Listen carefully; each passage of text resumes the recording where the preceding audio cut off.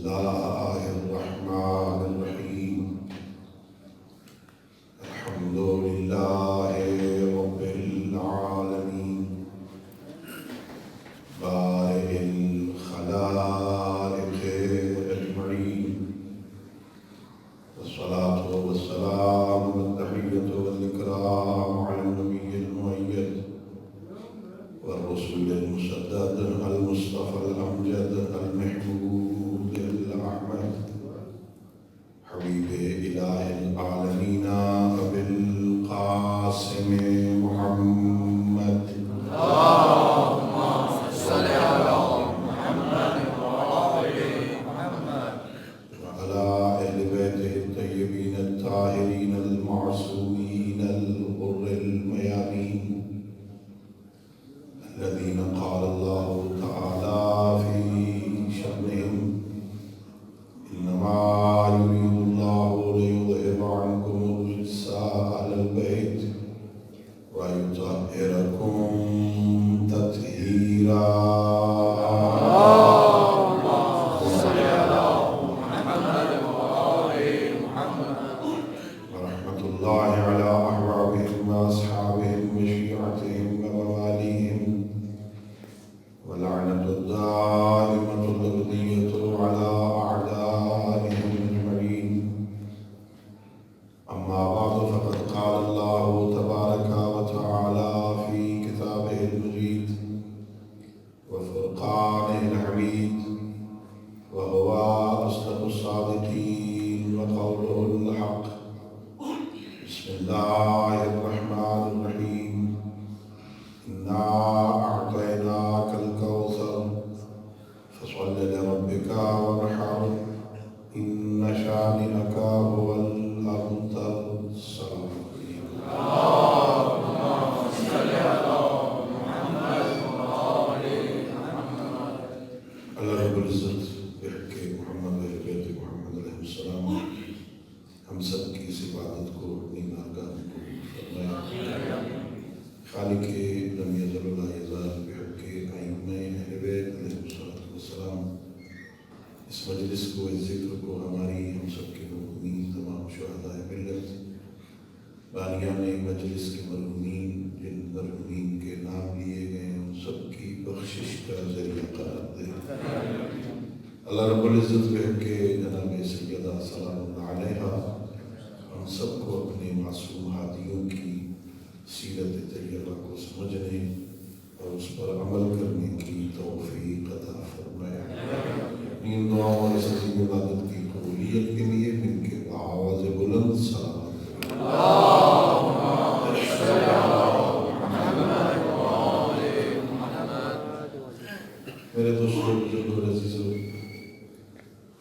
اللہ رب العزت کا لاکھ لاکھ شکر ہے کہ ذات ہدیت نے اس کریم اللہ نے مہربان خالق نے رحمان الرحیم پروردگار نے اس عارضی اور فانی دنیا میں ہمیں باوقار باعزت سربلند کامیاب زندگی بسر کرنے کے لیے مذہب شیعہ اور امام علی عطا فرمایا اللہ رب العزت کی اس نعمت پر جتنا خدا کا شکر ادا کیا جائے کم ہے اللہ رب العزت نے خالق کائنات نے اپنی مخلوقات میں سے جن ہستیوں کو چنا تھا اللہ نے جنہیں منتخب فرمایا تھا اللہ نے انہیں ہمارا امام بنایا بندوں کے انتخاب میں اور اللہ کے انتخاب میں بڑا فرق ہوتا ہے بندے جسے منتخب کرتے ہیں اس کے ماضی کا پتہ ہوتا ہے اس کے مستقبل کا پتہ نہیں ہوتا بندے جس کو منتخب کرتے ہیں اس کے ظاہر کو جانتے ہیں اس کے باطن کو نہیں جانتے یہ سوچتا کیا ہے، اس کی فکر کیا ہے، یہ کرے گا کیا، اس کے اندر کیا ہے. اسی وجہ سے انسان منتخب کرنے میں غلطیاں کرتا ہے. لیکن اللہ جو انسان کے ماضی کو بھی جانتا ہے، حال کو بھی جانتا ہے، مستقبل کو بھی جانتا ہے، ظاہر کا بھی عالم ہے، باطن کا بھی عالم ہے. وَهُوَ يَعْلَمُ مَا فِي الصُّدُورِ، وہ سینوں میں چھپے ہوئے رازوں کو بھی جانتا ہے. وہ انسان کی نیتوں سے بھی آشنا ہے. جو اللہ اتنا دقیق عالم ہے، اس نے اپنے علم کی بنیاد پر جن ہستیوں کو منتخب کیا انہیں ہمارا امام بنا. اللہ رب العزت کے ہاں تو غلطی کا امکان نہیں ہے. وہ جو ہر قسم کی غلطیوں سے مبرہ اور منزہ ہے، پاک اور پاکیزہ ذات ہے، اس نے انہیں منتخب فرمایا. اور یہ مکتب آل محمد علیہ السلام کے امتیازات میں سے ہے کہ کسی کو پیشوا بنانے کا اختیار ہمیں نہیں ہے. اصلاً بنانا بندے کا کام ہی نہیں ہے، کیونکہ جب بندے بنائیں گے تو بنانے میں غلطیاں ہوں گی. بندوں کا کام رہبر پیشوا بنانا نہیں ہے، بنانا اللہ کا کام ہے، بتانا نبی کا کام ہے، ماننا اور اطاعت کرنا ہمارا کام ہے. ہمارے ذمہ ہی نہیں ہے کہ ہم بنائیں کسی کو. اور اسی وجہ سے یہ عام ترین ذمہ داری اللہ نے اپنے نبیوں کو بھی عطا نہیں فرمائی کہ اپنے بعد کے جانشین کا انتخاب خود نبی کر لیں. نبیوں کو بھی اختیار نہیں ہے. اللہ رب العزت نے ہم پر یہ احسان کیا، اللہ نے ہمیں بہترین پیشوا عطا فرمایا. حضرت آدم سے لے کے آج تک، آج سے لے کے قیامت تک کے سارے مردوں کو اکٹھا کیا جائے. حضرت حوا سے لے کے آج تک اور آج سے لے کے قیامت تک کی ساری عورتوں کو اکٹھا کیا جائے. اللہ کی ان مخلوق میں سے ایک ہستی محمد عربی کو نکال لیں، سارے مردوں سے جو افضل ہے اسے علی کہتے ہیں، ساری عورتوں سے جو باعظمت ہے اسے فاطمہ کہتے ہیں. اللہ رب العزت نے ہم پر یہ احسان کیا. وہ خالق ہے، اللہ قادر ہے. اللہ رب العزت کے نہ خالق ہونے میں کوئی شک ہے، نہ قادر ہونے میں کوئی شک ہے. ان اللہ علی کل شیء قدیر وَهُوَ يَفْعَلُ مَا يَشَاءُ، اپنی مرضیوں کا مالک ہے. وہ اپنے کاموں میں کسی سے مشورے لینے کا بھی پابند نہیں ہے. اور قرآن گواہ ہے، اگر ایک مرحلے میں فرشتوں نے بھی مشورہ دینے کی کوشش کی تھی، اللہ نے ان کے مشورے کو بھی قبول نہیں کیا تھا. جب اللہ نے اعلان کیا اتنی جاعل فی الارض خلیفہ، میں زمین میں خلیفہ بنانے والا ہوں، تو فرشتے آگے بڑھے گا، پروردگار اسے بنائے گا جو خون ریزیاں کرے گا. ہمیں بنانا، نحن نسبح بحمدک ونقدس لک، ہم تیری تسبیح کرتے ہیں، ہم تیری پاکیزگی بیان کرتے ہیں، ہم سبوح قدوس ان کی تسبیح پڑھتے ہیں. ہمیں بنانا. خالق کائنات نے ایک جملہ کہہ کے ان کے استدلال کو ختم کر دیا کہ انی اعلم ما لا تعلمون، جو میں جانتا ہوں وہ تم نہیں جانتے ہو. اللہ فرشتوں کے مشورے کا بھی پابند نہیں ہے. وہ یفعل ما یشاء، اپنی مرضیوں کا مالک ہے، جو چاہے کرتا ہے. لا یسأل عما یفعل، اب پوری کائنات میں کوئی بندہ ہے ہی نہیں جو اللہ سے پوچھ سکے میرا اللہ تو یہ کام کرتا کیوں ہے. وہ قادر مطلق اللہ. توجہ چاہوں گا میں، وہ قادر اتنا بڑا قادر ہے، جس کو چاہے بیٹے عطا کرے، جس کو چاہے بیٹیاں عطا کرے. اللہ قرآن میں فرماتا ہے بیٹے دینا اللہ کا کام ہے، بیٹیاں دینا اللہ کا کام ہے. اس کی اپنی اپنی مرضی ہے، وہ جس کو چاہے بیٹے دے، جس کو چاہے بیٹیاں دے، جسے چاہے جوڑے عطا کرے، بیٹیاں بھی دے بیٹے بھی دے، جس کو چاہے ایک وقت میں دو دو عطا کر دے، اس کی مرضی ہے۔ کسی کو باندھ رکھے، نہ بیٹا دے نہ بیٹیاں دے، وہ جو مرضیوں کا مالک ہے۔ لیکن اللہ رب العزت کے انتخاب کے کیا کہنے، وہ اللہ جو قادر مطلق ہے، بیٹے دینے پر بھی، بیٹیاں دینے پر بھی، جوڑے عطا کرنے پر بھی، اس خالق کی مصلحت نے تقاضا کیا کہ اپنی مخلوق میں جو سب سے پیارا ہے اسے فاطمہ جیسی بیٹی عطا کی ہے۔ بیٹیاں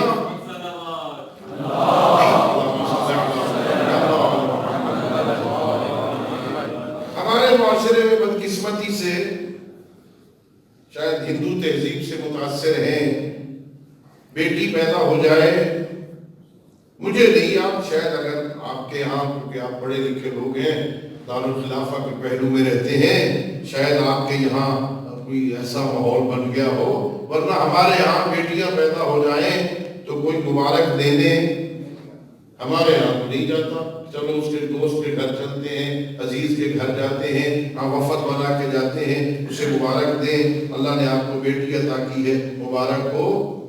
ہاں، ہمارے یہاں پنجاب میں دیہاتوں میں افسوس کے لیے جاتے ہیں، یہ کہہ کہ اچھا اللہ نے بیٹی دی ہے تو وہ بیٹا بھی دے گا، اللہ خیر کرے انشاءاللہ وہ بیٹا بھی، اس انداز میں افسوس کا اظہار کیا جاتا ہے، مبارک دینے کوئی نہیں جاتا۔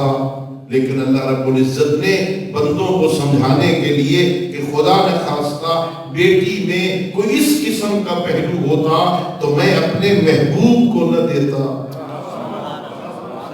بیٹیاں مصیبت نہیں ہوتی، بیٹیاں مشکلات نہیں لاتی، بیٹیاں پریشان نہیں کرتی، بیٹیاں اتنی عزت کی مالک ہوتی ہیں کہ اللہ رب العزت نے بیٹیوں کو اپنی رحمت قرار دیا۔ بیٹیاں اللہ کی رحمت ہوتی ہیں، اور یاد رکھنا اللہ کی طرف سے نعمت بھی آتی ہے، رحمت بھی آتی ہے۔ اور اگر میں سمجھا سکوں عزیزو تو اللہ نے نعمت کے بدلے میں بندوں سے شکر مانگا ہے۔ میں نعمت عطا کروں تو نعمت کے بدلے میں شکر واجب ہے، شکر منعم واجب ہے۔ جو نعمت عطا کرتا ہے اس کے مقابل میں اس کا شکر ادا کرنا ضروری ہے۔ اگر شکر ادا نہ کیا جائے نا، نعمت دینے والا نعمت دے کے واپس بھی لے لیتا ہے۔ اللہ نے نعمت عطا کی ہے تو نعمت کے بدلے میں شکر مانگا ہے۔ اللہ نے جہاں رحمت نازل کی ہے، رحمت کے بدلے میں کچھ مانگا نہیں ہے، عطا کیا ہے۔ اللہ نے رحمت کے بدلے میں بندوں سے کچھ بھی نہیں مانگا، میں رحمان ہوں، میں رحیم ہوں۔ اللہ نے کہیں نہیں کہا میری رحمت کے بدلے میں مجھے کچھ دو، نعمت کے بدلے میں ہے۔ وَإِن تَعُدُّوا نِعْمَتَ اللَّهِ لَا تُحْصُوهَا، اگر نعمتوں کو گننا چاہو گے نا شمار نہیں کر سکتے۔ لیکن وَلَئِن شَكَرْتُمْ لَأَزِيدَنَّكُمْ، میری نعمتوں پہ میرا شکر ادا کرو گے میں اپنی نعمتوں میں اضافہ کر دوں گا۔ بیٹی رحمت خدا ہے، اور اگر میں سمجھا سکوں تو سید الانبیاء فرماتے ہیں اگر اللہ کسی مومن کو بیٹی عطا کرے، بیٹے کے بارے میں مجھے یہ روایت نہیں ملی، بڑی کوشش کی میں نے حدیث کی کتابوں میں تلاش کرنے کی، مجھے نہیں ملی، لیکن بیٹیوں کے بارے میں سید الانبیاء فرما رہے ہیں اگر اللہ کسی شخص کو بیٹی عطا کرے، کسی مومن کو بیٹی عطا کرے، وہ اس بیٹی کی تربیت کرے، یہ پر سے پروان چڑھائے کہ جوان ہو جائے اور اس کی شادی کرتے میں محمد اس کی جنت کا ضامن ہوں۔ اتنی بڑی اللہ رب العزت کی طرف سے رحمت ہے، اتنی بابرکت والی ہوتی ہے یہ بیٹی۔ ایک بیٹی اگر ہو اور بندہ اس کی تربیت کرے، اسے پروان چڑھائے، وہ جوان ہو جائے، یہ اس کی شادی کر دے، سید الانبیاء فرما رہے ہیں میں اس شخص کی جنت کا۔ اور اگر عام بیٹی اس قسم کی ہے تو ذرا سوچئے جسے فاطمہ کہتے ہیں وہ اپنے باپ کے لیے کتنی عزت کا باعث ہوگی، کتنی عظمت کا باعث ہوگی۔ اللہ رب العزت نے یہ بیٹی جو عطا کی ہے نا، یہ بڑی عزت والی بیٹی، تاریخ میں نہیں دیکھا بیٹیاں باپ پر، بیٹیاں باپ کے نام سے فخر کرتی ہوئی جو نظر آئے گی. میرا باپ اتنا عظیم ہے، میں بڑا عظیم باپ کی بیٹی ہوں، میرا بابا اتنا بڑا ہے. ہاں، باپ پر فخر کرتی ہوئی بیٹیاں نظر آئیں گی. اللہ نے زہرا کو یہ عزت عطا فرمائی ہے، میرا نبی جس پہ فخر کرتا ہے، اپنی بیٹی پہ ناز کرتا ہے، اپنی بیٹی پہ فخر.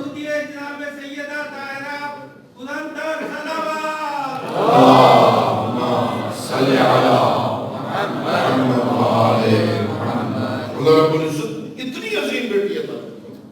ذرا سوچئے جناب خدیجہ الکبریٰ سلام اللہ علیہ، سرزمین مکہ کی بہت بڑی مالدار خاتون. صرف مالدار نہیں ہے، اور چاہوں گا میں، یہ وہ عظیم بی بی ہے پیغمبر گرامی اسلام سے شادی کرنے سے پہلے مکہ میں جسے دو عظیم القاب سے پکارا جاتا تھا. پیغمبر سے شادی کرنے سے پہلے مکہ میں اسے سیدہ بھی کہتے تھے، اسے طاہرہ بھی کہتے تھے. یہ سیدہ بھی تھی، طاہرہ بھی تھی. اسے سیدہ کے نام سے، سردار بی بی ہے، اور سیدہ کے نام سے بھی پکاری جاتی، طاہرہ کے نام سے بھی پکاری جاتی. پاک دامن تھی بی بی. اور اس بی بی کی عظمت یہ ہے، میں نے پڑھی تاریخ، عرب کے ماحول میں یہ پہلی شادی تھی جس کا رشتہ خاتون کی طرف سے گیا ہے.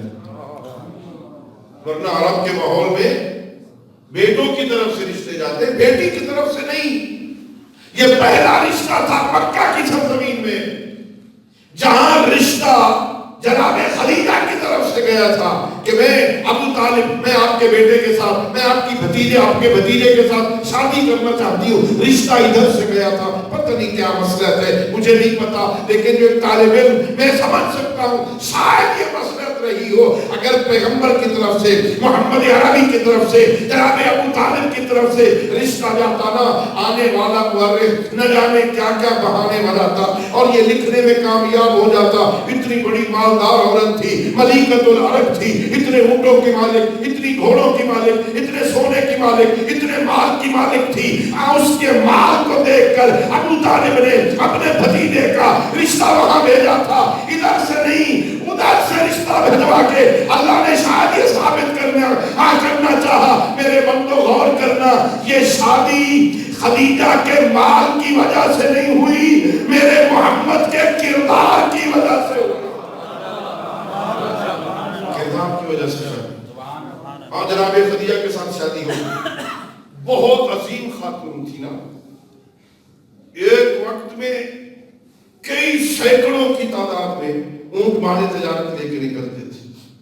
اس کے گھر میں مکہ کی عورتیں خدمت کرنا اپنے لیے اعزاز سمجھتی تھی. جس گھر میں نوکری اپنے لیے عزت سمجھتی تھی نا. جناب خدیجہ کی شادی ہو گئی، مکہ کی عورتوں نے بائیکاٹ کر دی. اب یہ کیفیت ہے، اسے بیان نہیں کیا جا سکتا. کوئی پوچھے جناب خدیجہ سے اس کے دل کی کیفیت کیا ہے. وہ عورتیں جو گھر میں نوکری کرنا ہم اپنے لیے اعزاز سمجھتی تھی نا، وہ دروازے سے گزر جاتی تھی، اندر نہیں آتی تھی. اور کر یتیم عبداللہ سے شادی، اور کر یتیم ابو طالب سے شادی، اور کر محمد عربی سے شادی، کوئی تعلق نہیں ہے. سارا دن اکیلی بیٹھی رہتی تھی جناب خدیجہ. میں یہ جملہ عرض کرنے کے لیے یہ ساری تمہید آپ کی سمجھ خراشی کی میں نے. ہاں، اتنے میں کوئی نہیں آتا ملاقات کرنے کے لیے، کوئی نہیں آتا سلام کرنے کے لیے، کوئی نہیں آتا جناب خدیجہ سے باتیں کرنے کے لیے. سارا دن اکیلی بیٹھی رہتی ہے. ایک مرتبہ جب پیغمبر آتے ہیں اپنے گھر میں آئے، تبلیغ کر کے واپس آئے نا، اپنے گھر میں آئے، عجیب منظر دیکھا. جناب خدیجہ کسی سے باتیں کر رہی تھی. ماشاءاللہ. سید الانبیاء اندر آئے، جناب خدیجہ کو سلام کیا، دائیں دیکھا، بائیں دیکھا، ادھر ادھر دیکھا، کوئی اور بندہ نہیں ہے. خدیجہ کس سے باتیں کر رہی تھی؟ یہ جملہ ہے بی بی کی عظمت کا کہ یا رسول اللہ، جب آپ گھر سے باہر نکل جاتے ہیں نا، یہ بچہ جو میرے شکم میں ہے نا، یہ مجھ سے باتیں بھی کرتا ہے، مجھے تسلیاں بھی دیتا ہے. یہاں پیغمبر نے فرمایا خدیجہ یہ جو بچہ تیرے شکم میں ہے نا یہ بیٹا نہیں ہے یہ میری بیٹی ہے اور میری نسل کی امین ہے. لوگوں کی نسل بیٹوں سے چلتی ہے میری نسل میری بیٹی زہرا سے چلے گی. یہ بہت بڑا اعزاز ہے. پیغمبر فرما رہے ہیں یہ بابرکت والی ہے یہ برکت والی بی بی ہے یہ بابرکت ہے یہ میری بیٹی ہے اور میری نسل کی امین ہے. جناب سیدہ کو اللہ نے بڑا مقام عطا کیا.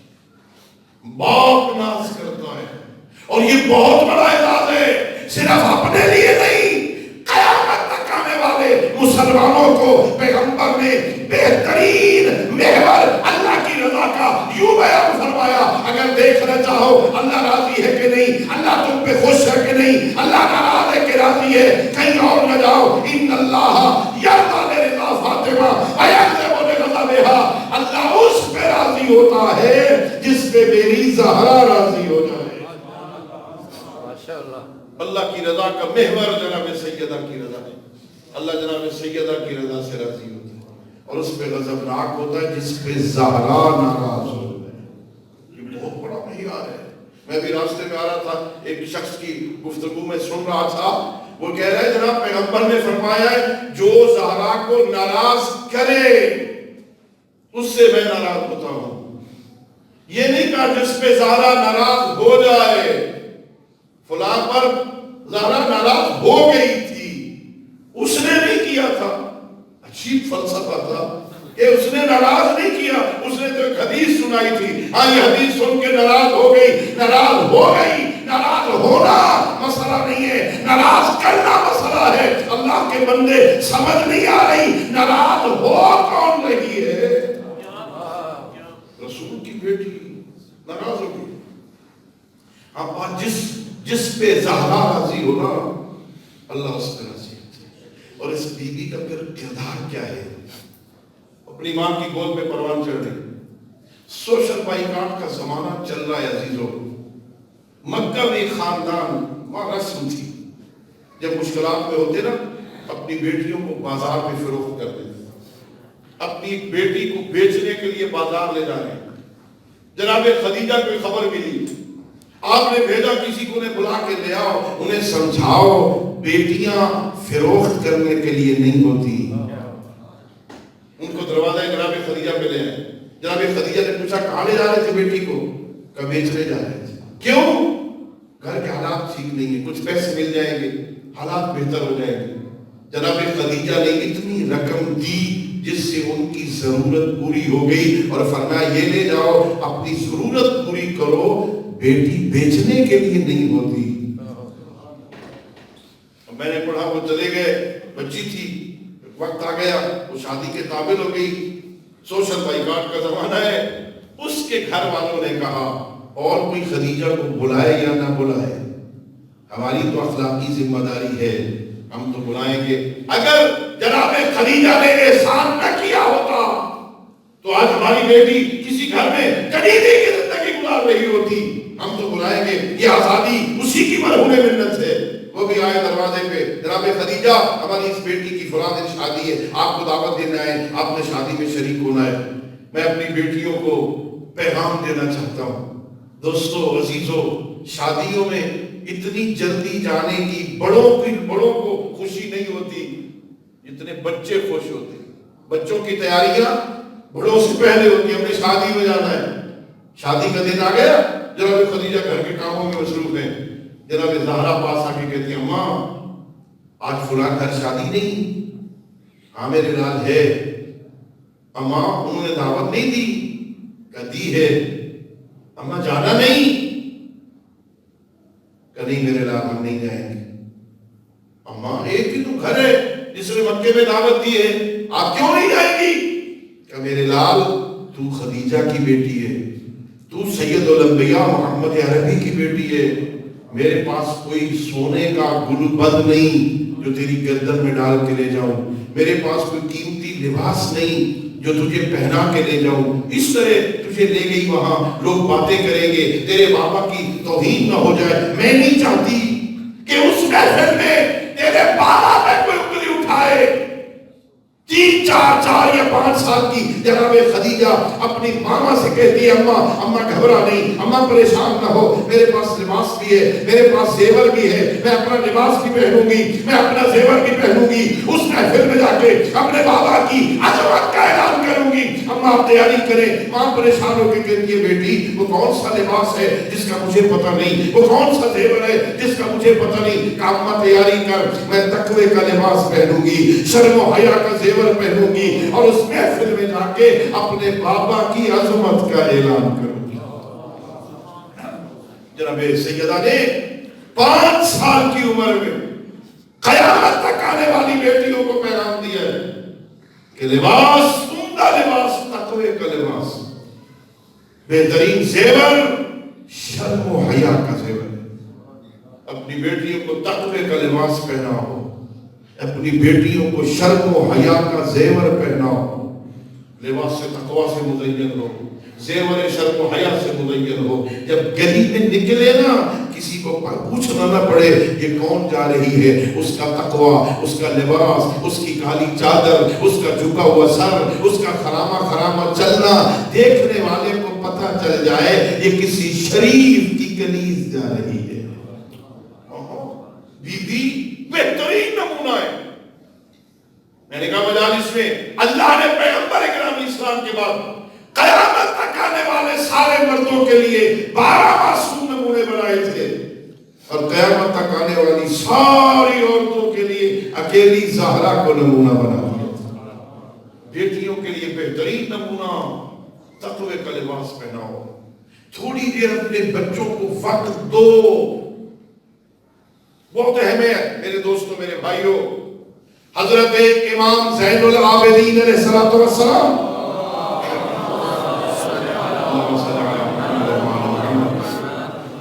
یہ صحیفہ کاملہ ایک ذخیرہ ہے تربیت کا، ایک ذخیرہ ہے جو امیر المومنین نے خطبوں کے ذریعے سے لوگوں کو دین سکھایا اور سمجھایا تھا نا۔ امام زین العابدین نے وہ دعاؤں کی رنگ میں دین پہنچایا تھا۔ آپ وہاں پڑھیے، ایک دعا ہے میرے امام کی اپنی اولاد کے لیے، کبھی بھی اپنی اولاد کو دعاؤں میں فراموش نہ کیا کرو، ہمیشہ اپنی اولاد کے لیے دعا کیا کرو، اور یہ انبیاء کا شیوا ہے۔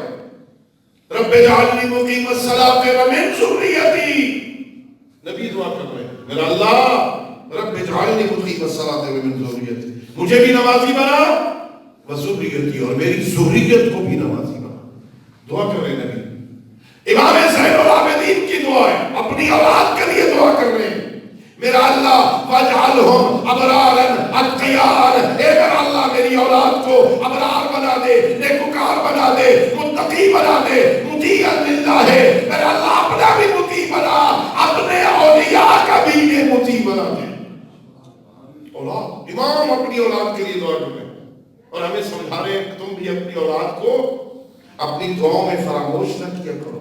یہ اولاد بہت بڑی نعمت بھی ہے، اور قیامت والے دن اگر صحیح تربیت نہ کی یہ مصیبت بھی بن جائے گی۔ جنہیں اللہ نے اولاد عطا کی ہے نا، قیامت والے دن اللہ کہے گا ہم نے تمہیں نعمت عطا کی تھی، ہماری امانت تھی، کیا کیا اس کے ساتھ؟ میں نے پڑھا، میرے معصوم فرماتے ہیں کچھ بچے قیامت والے دن اپنے والدین کے گریبان سے پکڑیں گے۔ ابھی یہاں 100-150 بندہ بیٹھا ہے، یہاں کوئی بچہ اپنے باپ کے گریبان سے پکڑ لے، آپ کیا کہیں گے اس کو؟ کیسا بچہ ہو؟ بولو، تھوڑا بولنے میں کوئی حرج نہیں ہے۔ بچہ برا ہے نا، بچہ گندا ہے نا، اس نے شرمسار کر دیا ہے نا، اس نے توہین کر دی ہے نا، بابا کو شرمندہ کر دیا ہے نا، 150 بندے کے سامنے باپ کا گریبان پکڑ لیا ہے۔ ذرا سوچو نا، آدم سے لے کے قیامت تک ساری آدمیت کھڑی ہوگی، اور بچہ اپنے باپ کے گریبان سے پکڑ کے بارگاہ رب العزت میں لے کے ساری مخلوق اور ساری انسانیت کے سامنے خدا کی بارگاہ میں شکایت کرے گا، میرا اللہ یہ ہے وہ میرا باپ جس نے مجھے دین نہیں پڑھایا، اس اس نے کبھی میرے ساتھ دین کی کوئی بات نہیں کی، اس نے کبھی مجھے دین نہیں سکھایا تھا، سارے بڑے اچھے اچھے سکولوں میں بھیجا تھا، قرآن نہیں پڑھایا تھا، قرآن نہیں سکھایا تھا، اللہ سے باتیں کرنے کے ڈھنگ نہیں سکھائے تھے، مجھے دینداری اور دین شناسی کے سبق نہیں پڑھائے تھے۔ یہ ہے جس کے گھر میں تو نے پیدا کیا تھا۔ اگر اس شرمندگی سے بچنا چاہتے ہو نا، یہ بہت بڑا موقع ہے، ابھی واپس آ جاؤ، اپنے بچوں کو ٹائم دو، تھوڑا ان کے ساتھ بیٹھو، انہیں وقت دو، انہیں بتاؤ تنہائی میں بیٹھ کر ہم آوارہ لوگ نہیں ہیں، ہم کسی شریف کے نوکر ہیں۔ شریفوں کے نوکر کیسے ہوتے ہیں؟ انہیں سمجھاؤ، انہیں دین سکھاؤ، دین کے سبق پڑھاؤ۔ جناب سیدہ بیٹی ہونے کے اعتبار سے پوری قیامت تک آنے والی بیٹیوں کے لیے نمونہ ہے، اتنی اچھی تربیت ہو، باپ اٹھ کے استقبال کرے۔ کیا خیال ہے؟ ایک دفعہ اٹھے تھے پیغمبر، اگر پیغمبر ساری زندگی میں ایک دفعہ کوئی کام کر دے نا وہ سنت بن جائے، اور اگر دن میں 10 دفعہ کرے، دن میں 20 دفعہ کرے، جب کبھی پیغمبر کی بیٹی آتی تھی نا، پیغمبر کھڑے ہو جاتے، اپنی بیٹی کے احترام میں کھڑے ہو جاتے تھے، اور صرف کھڑے نہیں ہوتے تھے، قامہ الیہا، آگے بڑھتے تھے، اٹھتے چند قدم آگے بڑھتے تھے، اپنی مسند چھوڑ دیتے تھے جہاں بیٹھے ہوتے، رحبا، خوش آمدید کہتے تھے، مرحبا کہتے تھے، وقبل یدیہا، اپنی بیٹی کے ہاتھوں کو بوسہ دیتے تھے، ہاتھ پکڑتے پیغمبر جناب زہرا کے ہاتھوں کو چومتے تھے، او بین عینیہا، ایک روایت میں ہاں دونوں آنکھوں کے درمیان ماتھے پہ بوسہ دیا کرتے، ایک روایت میں وقبل رأسہا، پیغمبر اپنی بیٹی کے سر کو بوسہ دیتے تھے، تینوں روایتیں ہاتھوں کو بوسہ دیتے تھے، پیشانی کو بوسہ دیتے تھے، سر کو بوسہ دیتے تھے، کھڑے ہو جاتے تھے، آگے بڑھتے تھے، خوش آمدید کہتے تھے۔ ایک بیوی نے کہہ دیا یا رسول اللہ بیٹی کے لیے اتنا کیوں اٹھتے ہو؟ 10 دفعہ تو اٹھتے ہو، ایک دفعہ اٹھ لیا کافی ہے، بار بار کیوں اٹھتے ہو؟ میرے آقا نے کہا اور اللہ کی بندی تجھے کس نے کہا ہے میں اپنی مرضی سے اٹھتا ہوں؟ میں زہرا کے احترام میں اپنی مرضی سے نہیں اٹھتا۔ جب میری زہرا اپنے گھر سے نکلتی ہے نا، میرے گھر آنے کے لیے اللہ کا فرشتہ آتا ہے اور وہ اللہ کی طرف سے پیغام دیتا ہے، اے اللہ کے حبیب، اللہ سلام نہیں کہہ رہا ہے اور اللہ کہہ رہا ہے میری کنیز آ رہی ہے، اس کا اٹھ کے استقبال۔ یہ عصمت والی ہے بی بی، سید الانبیاء کھڑے ہوتے، پیغمبر کھڑے ہو جاتے، بہت سے دینے لگتے، پھر بی بی نے کہا چلو کھڑے ہو جاتے ہو یا رسول اللہ، یہ بوسے کیوں دیتے ہو؟ کبھی ہاتھ چوم رہے ہیں، کبھی ماتھا چوم رہے ہیں، کبھی سر کو چوم رہے ہیں، بیٹیوں کو زیادہ بوسے کیوں دیتے ہو؟ تو پیغمبر نے فرمایا لما اسری بی الی السماء، جب مجھے معراج پہ لے جایا گیا نا، جب میں آسمانوں پہ گیا تھا نا، جب میں نے آسمانوں کی سیر کرائی گئی نا مجھے، پھر مجھے جنت بھی لے جایا گیا، جنت میں مجھے جنت کے میوے کھلائے گئے۔ پیغمبر فرماتے جب کبھی میرا جی چاہے میں جنت کے میووں کی خوشبو سونگھوں، میں فاطمہ کو بوسے دیا کرتا ہوں، میری بیٹی کے بدن سے جنت کے میووں کی خوشبو آتی ہے۔ ایسی عظمت والی بیوی ہے، اگر ایسی بیٹی اور جو بندہ تربیت کرے کس مقام پہ پہنچتی ہے اولاد، اللہ کی رحمت، اور اس مقام پہ پہنچتی ہے زہرا کہ وہ رحمت للعالمین کے لیے بھی اللہ کی رحمت بن جاتی ہے۔ آسان ہے کہنا کہ ایک باپ اپنی بیٹی سے کہے یہ اپنے باپ کی ماں ہے، یہ بیٹی اپنے باپ کی، الفاطمہ ام ابیہا، فاطمہ اپنے باپ کی ماں ہے۔ بہت ساری وجوہات لکھی علماء نے، بعض نے کہا اس وجہ سے ماں کہا کہ نسل پیغمبر ادھر سے چل رہی، بعض نے کہا اس وجہ سے ماں کہا کہ ماں کی شفقت پیغمبر کو نہیں ملی تھی، 2 سال کے تھے جب ماں کا انتقال ہو گیا تھا، ماں کا پیار پیغمبر کو نہیں ملا، ماں کی شفقت پیغمبر گرامی اسلام کو نہیں ملی، ماں کا انتقال ہو گیا تھا، پیغمبر ابھی 2 سال کے تھے، وہ جو شفقت ماں کی نہیں ملی تھی نا، سیدہ نے اپنی ساری زندگی میں وہ شفقت اپنے بابا کو عطا کی تھی، اتنا پیار کرتی تھی زہرا اپنے بابا کے ساتھ، وہ ماں والی شفقت ملی۔ ہاں دینیات کی کتابوں میں ہے، تاریخ کی کتابوں میں ہے، ہاں سیرت کی کتابوں میں ہے. جب پیغمبر مدینہ چھوڑ کے نکلتے تھے نا، سب سے آخر میں بی بی زہرا کے گھر جاتے تھے. جب واپس آتے تھے نا، سب سے پہلے اپنی بیٹی کے گھر جاتے تھے. اور روایت میں جب بی بی کے گھر آتے نا واپس، جیسے ہی اندر داخل ہوتے سلام کرتے، جناب زہرا سلام کا جواب دیتی نا تو اپنے حوازن پھیلا دیتی تھی، اپنے بابا کو اپنے سینے سے لگاتی تھی، پھر زمین پہ بیٹھ جاتی تھی، پیغمبر کا سر اپنی گود میں رکھتی تھی. یہ ہے وہ شفقت. پھر اپنے بابا کے سر سے سفر کی گرد کو جھاڑ کے پوچھتی تھی، بابا سفر میں تھک تو نہیں گئے تھے؟ یہ ہے وہ شفقت. پیغمبر فرماتے ہیں فاطمہ ام ابیہا، فاطمہ اپنے باپ کی ماں ہے. یہ سیرت ہے جناب سیدہ. کسی بھی بیٹی کو یہ مقام پانا ہو، جناب سیدہ کی سیرت پہ چلو. میں کہتا ہوں مجالس میں عرض کرتا ہوں اپنے معزز سامعین کی خدمت میں ہاتھ جوڑ کے عرض کیا کرتا ہوں، جب بیٹی کی شادی کرنا چاہو خالی و زیب میں بھیجا کرو، بیٹی کو تیاری کروائی کرو شادی کی. زندگی کیسے گزارنی ہے؟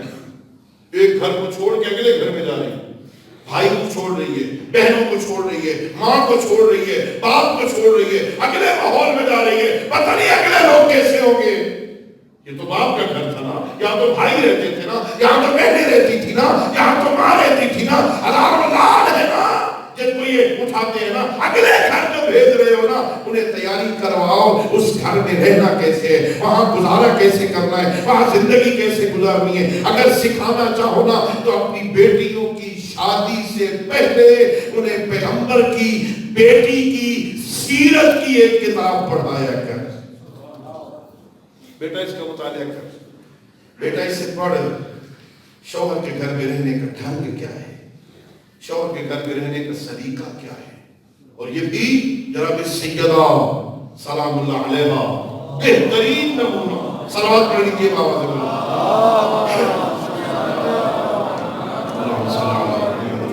جناب سیدہ بڑی عظمت والی. شوہر کے گھر میں بھی آئے، یہاں بھی امیر المومنین حضرت علی ابن ابی طالب علیہ السلام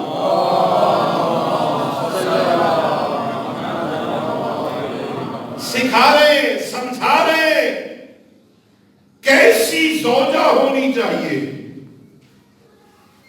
میں طالب علم ہوں، میرے پاس جامعہ میں روز کئی کیس آتے ہیں. آج کل تو بدقسمتی سے طلاق کا رجحان کو اتنا بڑھ گیا ہے، روز ایک دو کیس طلاقوں کے آئے ہوئے ہوتے. وجہ کیا ہے؟ وجہ یہ ہے کہ ہم نے اپنے بچوں کو زندگی گزارنے کے ڈھنگ سکھائے نہیں.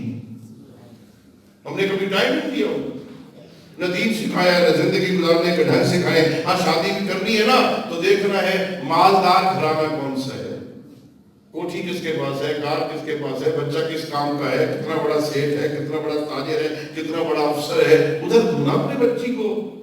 اللہ اکبر. معصوم فرماتے ہیں بیٹیوں کی شادی کرنی ہونا مال دنیا نہ دیکھا کر، اس لڑکے کا ایمان دیکھا کر. مومن ہے، مسلمان ہے، مومن ہے، اگر مومن ہے تو دے دو. مومن کا کف ہوتا ہے، مالدار درمیان میں نہیں ہوتا. دیکھ مومن ہے کہ میری بیٹی کا ایمان تو خراب نہیں کرے گا. کیا بہترین اصول دے رہے ہیں امیر المومنین. شادی سے اگلے دن پیغمبر اپنی بیٹی کے گھر آتے ہیں. امیر المومنین بیٹھے، جناب سیدہ بھی بیٹھے. پیغمبر نے دونوں کو ملنے کے بعد سلام کے بعد سوال کرنے شروع کی. پہلا سوال کیا، یہ میری بیٹی فاطمہ کیسا وجدت علیہ، آپ نے علی کو کیسا شوہر پایا، علی کیسے شوہر ہے. شرم و حیا کی ملکہ زہرا نے سر جھکا کے کہا بابا بڑے شریف شوہر ہے علی، بہت شریف ہے. پھر مولا نے پیغمبر نے مولا علی سے پوچھا، یا علی کیفا وجدت فاطمہ، آپ نے فاطمہ کو کیسا پایا.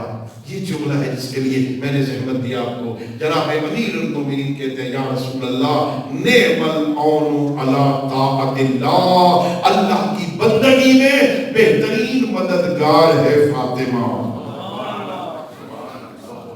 کیسی زوجہ ہونی چاہیے؟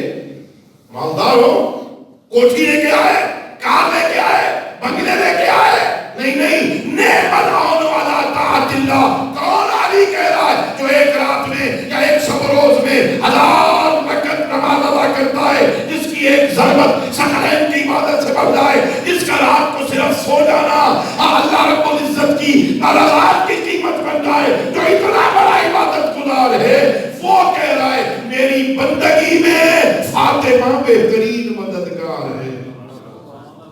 1000 رکعت نماز ادا کرنے والا، 2000 سجدے کرنے والا، ہاں ومن الناس من یشری نفسہ ابتغاء مرضات اللہ، شب ہجرت بستر پیغمبر پہ سو کے مرضات الہی کا مظہر بننے والا، وہ جو ایک ضربت لگا کے ضربت علی یوم الخندق افضل من عبادت الثقلین پر فائز ہونے والا، جو مرض الایمان کلہ الی الکفر کلہ کا مصداق عدم ہو، جو کل ایمان بھی ہو، جس کی ایک ضربت ثقلین کی عبادت سے بڑھ جائے، وہ کہہ رہا ہے میری اطاعت میں فاطمہ مددگار ہے۔ یہ دیکھ، اور بہت تاریخی جملہ ہے حضرت امام خمینی رحمت اللہ علیہ کا نوجوانوں کے نام کہ بیٹو جوانوں جب شادی کرنا چاہو نا، ان کے الفاظ یہ ہیں بیوی تلاش نہ کیا کر، اپنے بچوں کی ماں تلاش کیا کر۔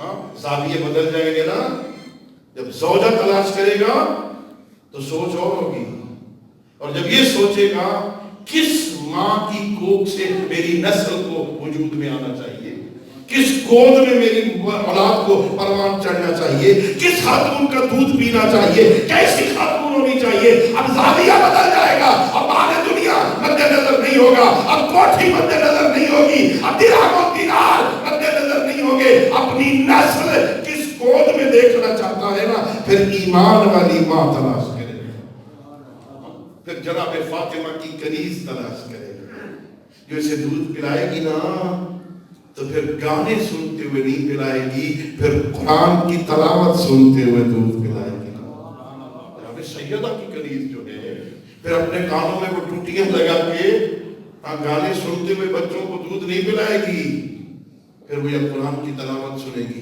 یا وہ ذکر اہل بیت سنے گی، یا وہ کسی مناجات کی کیسٹ لگا کے اپنے خالق سے لو لگا کے اپنے بچوں کو دودھ پلائے گی۔ اور پھر ایسی کوکھ ہونا تو پھر اس سے سید شریف رضی اور سید مرتضیٰ وجود میں آتے ہیں۔ ایسی مائیں ہونا، پھر ان کا بیٹا نہج البلاغہ مرتب کرنے والا دنیا میں آتا ہے نا، پھر سید مرتضیٰ جیسا علم الہدا دنیا میں آتا ہے نا، پھر ماں شیخ مفید کے سامنے اعلان کرتی ہے اے شیخ مفید یہ کیا ہوا، میرے بچوں نے مستحب، ان کی جرأت ہی نہیں ہے میرے بچوں کی کہ یہ مستحبات کو ترک کریں، اس لیے کہ جب میں نے اور میرے شوہر نے، ان کے بابا نے اور میں نے دعا کی تھی نا اللہ ہمیں بیٹے عطا کرے، اس دن سے لے کے آج تک میری نماز تہجد بھی قضا نہیں۔ جن ماؤں کی نماز تہجد قضا نہیں ہوتی، کہ میں نے ایک دفعہ بھی اپنے بیٹوں کو بغیر وضو کے دودھ نہیں پلایا، جو پہلے وضو کرے اور پھر اپنے بچوں کو دودھ پلائے نا، پھر اس دودھ کی تاثیر یہ ہوتی ہے کہ بچہ شریف رضی بن جاتا ہے، بیٹا سید مرتضیٰ علم الہدا بہترین نمونہ ہے۔ حضرت امیر المومنین علی ابن ابی طالب علیہ السلام اپنی پوری زندگی کا خلاصہ ایک جملے میں فرماتے ہیں کہ واللہ خدا کی قسم جتنا عرصہ بنت پیغمبر میرے گھر میں رہی ہے نا، نہ میں نے زہرا کو ناراض کیا نہ زہرا نے مجھے ناراض کیا۔ کیا ہے جناب زہرا، کتنی عظیم بیوی ہے جناب سیدہ، اپنے بابا کی کتنی فرما بردار ہے زہرا۔ اللہ جتنا عرصہ امیر المومنین کے گھر میں رہی ہے نا، کبھی کچھ نہیں مانگا امیر المومنین سے۔ یہ کہنا بڑا آسان ہے، کتابوں میں لکھ دوں بیوی نے کبھی کچھ نہیں مانگا تھا، کہنا بڑا آسان ہے، مجلس میں پڑھ دوں کہ میری آقا زادی نے جتنا عرصہ مولا علی کے گھر میں رہی ہے نا کچھ نہیں مانگا، کہنا بڑا آسان ہے، لکھنا بڑا آسان ہے، بیان کرنا بڑا آسان ہے، سننا بڑا آسان ہے، جتنا عرصہ رہی ہے نا کچھ نہیں مانگا۔ ایک دفعہ جو علی آئے نا اور کہا زہرا آپ جتنا کب سے آئیے میرے گھر میں کبھی کچھ نہیں مانگا، کیوں نہیں مانگتی مجھ سے، بتاتی کیوں نہیں؟ تین دن فاقے فاقے ہیں گھر میں. 3 دن کچھ نہیں کھاتی زہرا, صرف پانی پی کے گزارا کرتی ہے, مانگتی نہیں علی سے. مولا علی کہتے کیوں نہیں مانگا؟ کہا یا ابو الحسن, جب رخصتی ہو رہی تھی نا تو میرے بابا نے کہا تھا علی سے کچھ نہ مانگنا. جو اپنے باپ کی اتنی فرما بردار ہونا وہ اسے کہتے ہیں فاطمہ. کچھ نہیں مانگا, کبھی کچھ نہیں مانگا. آ گیا گھر میں تو بسم اللہ نہیں آیا, کوئی حرج نہیں ہے, اسے کہتے ہیں فاطمہ. ہم اپنے شوہر کو, یہ بہت حضرت امام جعفر صادق علیہ السلام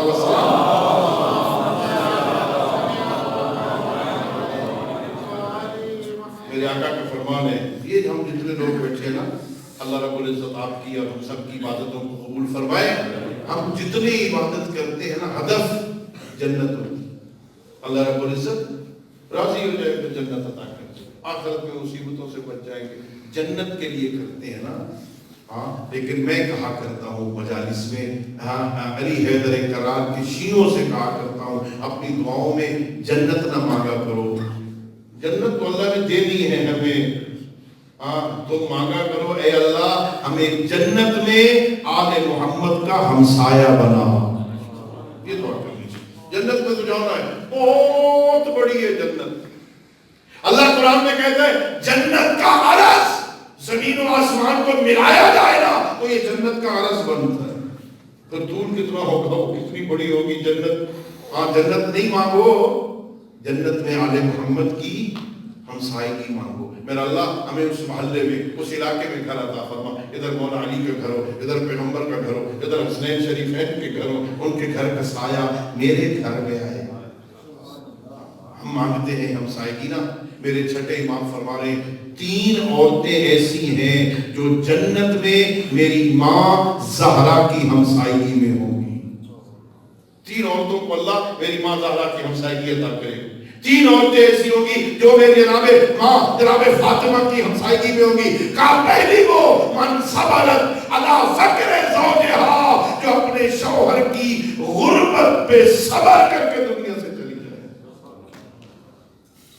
شوہر غریب ہے, اسے غربت کے تانے نہیں دیتی. تیرے پاس تو کچھ بھی نہیں ہے, میں تو کنگال کے گلے پڑ گئی, میرے گلے میں کنگال ڈال دیا گیا. میری فلاں بہن تو ایسے گھر میں رہتی ہے, پتلی وہاں کس ملک کے قالین ہے, کس ملک کے برتن ہے, وہاں تو بڑے سکھ کی زندگی ہے. میرے گلے میں کون مصیبت ڈال دی گئی, کنگال میرے گلے پڑ گیا. اسے غربت کے تانے نہیں دیتی, اس کی غربت پہ صبر کر کے دنیا سے چلی جائے. جنت میں بی بی زہرا کی ہمسائیگی میں بیٹی کو سمجھا کے بھیجو. شوہر غریب ہے تو کیا ہوا, غریب ہونا تو عیب نہیں ہے نا, آل محمد کا دشمن ہونا عیب ہے نا. غریب ہونا تو کوئی عیب نہیں ہے نا. غریب ہے تو کیا ہوا, ہے تو مولا علی کا ماننے والا نا, ہے تو اہل بیت کا ماننے والا نا, ہے تو آل محمد کا پیروکار نا, ہے تو آل محمد کی اطاعت کرنے والا نا. راستے تو ان کے میں چلتا ہے نا جس میں آل محمد دیکھنا چاہتے ہیں. کیا ہوا جو غریب ہے, غریب ہونا تو عیب نہیں ہے. غریب ہو لیکن آل محمد کا اطاعت گزار ہو, وہ غریب نہیں رہتا, وہ ابو ذر بن جاتا ہے. جندب ابن جنادہ مدینہ کے غریب ترین فیملی سے تعلق رکھتا ہے, لیکن اطاعت گزار ہے آل محمد کا. پھر وہ جندب تو لوگ جانتے ہی نہیں ہیں جندب کون ہے, وہ ابو ذر بن جاتا ہے. من صبرت علی فقر زوجہا, جو اپنے شوہر کی غربت پہ صبر کر جائے, جنت میں میری ماں زہرا کی ہمسائیگی میں ہوگی. دوسرا فرمایا من صبرت علی سوء خلق زوجہا, اپنے شوہر کی بد زبانی پہ صبر کر جائے. کچھ ہوتے ہیں نا, وہ گھر میں بھی آ جائے نا, ان کی افسری ختم نہیں ہوتی.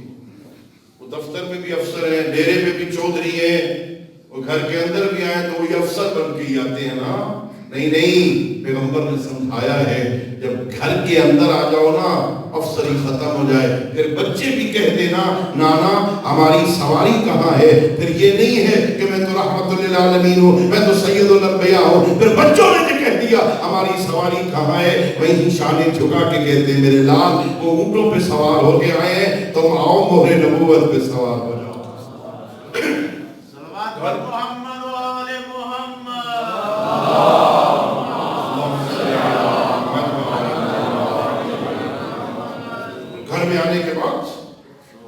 زبانی نہیں کرتے. علی کا نوکر ہو. اچھا زبان بہت اہم ہے. زبان سید الانبیاء سے پوچھا کہ بندے جنت میں کس وجہ سے جائیں گے؟ فرمایا زبان کی وجہ سے. جہنم میں کس وجہ سے جائیں گے زیادہ؟ کہ زبان کی وجہ سے. اور یہ کیا؟ فرمایا جو سوچ کے بولتے ہیں نا یہ زبان انہیں جنت لے جائے گی. جن کی عقل، جن کی زبان ان کے عقل کے پیچھے ہے نا یہ زبان انہیں جنت لے جائے گی. اور جن کی زبان عقل سے آگے ہے، بغیر سوچے ہوئے بات کرتے ہیں نا یہ زبان انہیں جہنم لے جائے گی. کسی کو گالی نہ دو، کسی کو غیبت نہ کرو. کیا خوب جملہ ہے میرے آقا کا. فرماتے ہیں اللسان ممر القرآن. میرے معصوم فرماتے ہیں یہ زبان قرآن کی گزرگاہ ہے. گالیاں دے کے اسے پلید نہ کیا کرو. یہاں سے قرآن نے گزرنا ہے نا، اس زبان کے ساتھ قرآن پڑھنا ہے نا، اس کے ساتھ گالیاں نہ دو، برا نہ کہو، غلیظ باتیں نہ کرو، غلط باتیں نہ کرو. کھڑا ہونا گھر آ کے شیخی نہ پڑھانا کرو. گھر آ جاؤ نا، تمہارے گھر میں جناب زہرا کی ایک کنیز بیٹھی ہے نا، تمہاری بچوں کی ماں بیٹھی ہے نا، غلطی کس سے نہیں ہوتی؟ مرد سارے معصوم ہوتے ہیں بھائی. کیا خیال ہے؟ بولو، چپ کر گئے ہو، بولو. مرد معصوم ہوتے ہیں سارے. آپ سے غلطیاں نہیں ہوتی. آپ سے غلطیاں ہو جائیں تو آپ کو کوئی کچھ نہ کرے. کنیز زہرا سے غلطی ہو جائے نہیں بھائی. امن صبر علی سوء خلق زوجہا، جو اپنے شوہر کی بد زبانی پہ صبر کر کے دنیا سے چلی جائے نا. اس نے گالی دے دی ہے، میں کیسے گالی دوں؟ اس نے کنیز زہرا کا خیال نہیں رکھا، میں علی کے نوکر کو کیسے گالیاں دوں؟ وہ صبر کر جائے نا. میرے چھٹے امام فرماتے ہیں وہ جنت میں میری ماں زہرا کی ہمسائیگی میں ہوگی. اور تیسرا فرمایا وہ خاتون جو اپنی زندگی میں اپنے آپ کو نامحرم مردوں سے بچا کے اور چھپا کے رکھے نا، وہ قیام جنت میں میری ماں زہرا کی ہمسائیگی ہوگی. جب گھر سے باہر نکلتی ہے نا تو اپنے لباس میں نکلتی ہے. ہاں، اس کا بدن ننگا نہیں ہوتا، اس کا سر عریان نہیں ہوتا. وہ چادر پہن کے، دوپٹے پہن کے نکلتی ہے. میں پچھلے دنوں پڑھ رہا تھا کہ آخری زمانے کی نشانیوں میں سے ایک نشانی یہ تھی، آخری زمانے میں عورتیں ہوں گی کاسیات عاریات. لباس پہنا ہوا ہوگا پھر بھی ننگی ہوگی. لباس پہنے ہوئے ہیں پھر بھی ننگی. آخری زمانے کی نشانیوں میں سے ایک نشانی ہے. کیا خیال ہے آج نشانی یہ موجود ہے یا نہیں ہے؟ لباس بھی پہنا ہوا ہے لیکن کوئی جگہ ایسی نہیں ہے جو چھپی ہوئی ہو. سب کچھ عریان ہے، ننگا ہے، سب کچھ نظر آ رہا ہے. یہ آخری زمانے کی نشانی ہے. لیکن جو زہرا کی کنیز ہے نا، وہ جب گھر سے نکلتی ہے نا تو پھر اپنے بدن کو نامحرم مردوں سے چھپا کے باہر نکلتی ہے. اس لیے کہ وہ بیوی کی کنیز ہے نا. کون ہے زہرا؟ اتنی پردہ دار تھی فاطمہ. پیغمبر آتے ہیں دروازے پر، بابا جب بھی آتے تھے دروازے پہ دھکل مارتے، بیٹی اجازت ہے میں اندر آ جاؤں؟ بابا آپ کی شریعت میں تو بیٹیوں سے پردہ نہیں ہوتا. بابا کیوں پوچھ رہے ہو؟ بابا بیٹا میں مدینہ کے لوگوں کو بتا رہا ہوں اس دروازے کی عظمت کیا ہے.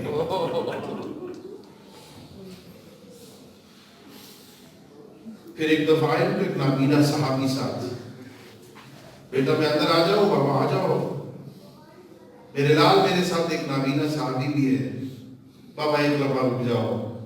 بابا ذرا رک جاؤ، مجھے پردے میں جانا ہے. بابا آ جائیے. اندر آئے نا تو پیغمبر نے کہا بیٹی یہ تو نابینا ہے، آپ کیوں پردے میں گئی؟ کہ بابا یہ دیکھ نہیں سکتا، میرے بدن کی خوشبو تو سونگھ سکتا ہے نا. زہرا یہ بھی گوارا نہیں کرتی میرے بدن کی خوشبو کسی نامحرم کے مشام تک پہنچے. ایسی ہے پردہ دار. جاؤ تاریخ پڑھو. مقتل اللہ تمہیں مدینے لے جائے، جا کے وہاں کسی عالم سے پوچھنا. جب دربار میں گئی تھی نا زہرا، کتنا دور تھا گھر، روایتوں میں ہے کہ بنی ہاشم کی عورتوں کے جھرمٹ میں گئی تھی، عورتوں نے بنی ہاشم کی عورتوں نے گھیرا ہوا تھا، کناتیں نصب کی گئی تھی، اتنی لمبی چادر پہنی تھی زہرا نے کہ وہ چادر زمین پہ خط کھینچ رہی تھی، کسی کو پتہ نہ چلے پیغمبر کی بیٹی کا قد کتنا ہے، کتنی پردہ تھی زہرا۔ ہاں کنیزوں کے جھرمٹ میں، بنی ہاشم کی عورتوں کے جھرمٹ میں، محلہ بنی ہاشم سے گئی ہے مسجد نبوی تک، کوئی زیادہ فاصلہ تو نہیں تھا، اتنا پردے کا اہتمام، اتنا پردہ کا اہتمام۔ میں کہوں گا فاطمہ ہر کسی کی اپنی قسمت ہے، ہاں تیری قسمت یہ ہے تم اپنے بابا کی مسجد تک آئی ہے نا، اتنا پردے کا اہتمام۔ ہائے زینب تیری اپنی قسمت، شرابیوں کے مجمع میں گئی، ہاتھ پس گردن بندھے ہوئے تھے، سر سے چادر اتری ہوئی تھی، ظالم ناچ ناچ کے کہتے تھے وہ دیکھو باغی کی محنت، کون ہے زہرا، اتنی عظیم بی بی پردے کی حالت میں گئی ہے نا۔ روایتوں میں نے پڑھا کچھ وقت کے بعد واپس آئیے نا، اپنے گھر کے سین میں بیٹھی ہے، رو رہی ہے زہرا۔ چھوٹی زینب اپنی ماما کے پاس آئی، اماں کیوں رو رہی ہے؟ اماں نہ رونا، کیا ہوا جو لوگوں نے حق نہیں دیا؟ اماں کیوں رو رہی ہے؟ یہ جملہ ہے مقتل والوں نے لکھا، میری آقا زادی نے بی بی زینب کو گود میں بٹھایا اور یہ جملہ کہا، اور میری بیٹی زینب میں اپنے فتح کو نہیں رو رہی، جو حالت دربار کی میں دیکھ آئی ہوں نا، مجھے یقین ہو گیا ہے اب تیری چادر نہیں بچے گی، جو حالت میں دربار کا دیکھ آئی ہوں نا اب تیری چادر نہیں بچے گی۔ کتنی عظمت والی بی بی تھی نا، پیغمبر دروازے پر رکتے تھے، ہاں صرف پیغمبر نہیں، ہاں فرشتے بھی رک جاتے تھے نا، پیغمبر کا آخری وقت ہے، آخری وقت ہے، دروازے پہ دق الباب ہوتا ہے، میرے آقا کا سر، پیغمبر کا سر جناب زہرا کی گود میں ہے، پوچھتی ہے من انت علی الباب، کون ہے میرے دروازے پر؟ کہ میں مسافر ہوں، میں پیغمبر سے ملنا چاہتا ہوں، کہ میرے بابا اس وقت ملنے کے قابل نہیں، واپس چلا جا۔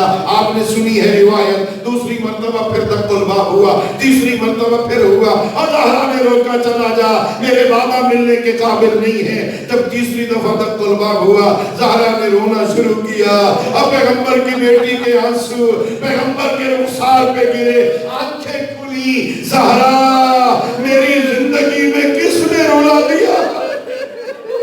بابا دروازے پہ کوئی مسافر ہے، وہ ملنا چاہتا ہے، 3 دفعہ روکا ہے، وہ اصرار کر رہا ہے، فرمایا زہرا یہ تیرے دروازے کی عظمت ہے، وہ رکا ہوا ہے تو کسی سے اجازت نہیں مانگتا، بیٹی اجازت دے، اسرائیل اندر آئے، اپنی ڈیوٹی پوری کرے۔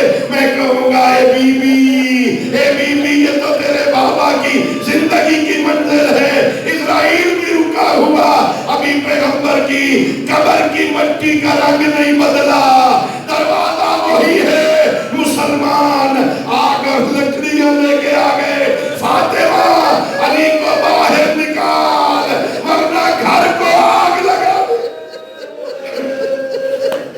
آگئی پیغمبر کی بیٹی، لکھا مقتل والوں نے، دروازے کے اندر آکے کہتی ہے میں تمہارے نبی کی بیٹی ہوں اور میں فاطمہ ہوں، اس گھر میں حسنین رہتے ہیں، کس دروازے کو جلاؤ گے؟ کہا بہن رہتے ہیں تو رہنے دو، ہاں دروازہ کھولو، علی کو باہر نکالو ورنہ گھر کو آگ لگا دیں گے، بس عزادارو۔ فاطمہ منتیں کر رہی تھی، ہاں ایسا میرے دروازے پہ اونچا نہ بولو۔ اچانک آگ کے شعلے بلند ہوئے، کسی ظالم نے دھکا دیا، پیچھے پتھروں کی دیوار، آگے محمد کی بیٹی، ادھر سے جلتا ہوا دروازہ، اوپر آیا جناب زہرا کے ایک مین نکلا، واہ بتا واہ محمدہ، بابا تیری زہرا اجڑ گئی۔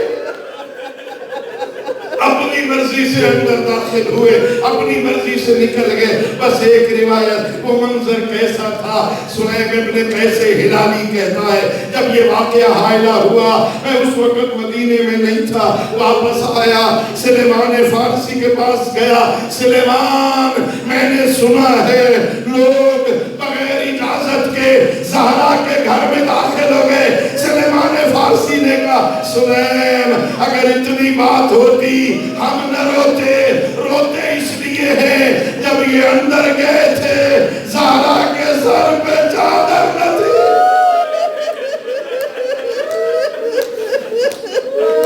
الا لعنت اللہ علی القوم الظالمین وسيعلم الذين ظلموا أيهم وآخر دعوانا الحمد لله رب العالمين اللهم صل على محمد وآل محمد وعجل فرجهم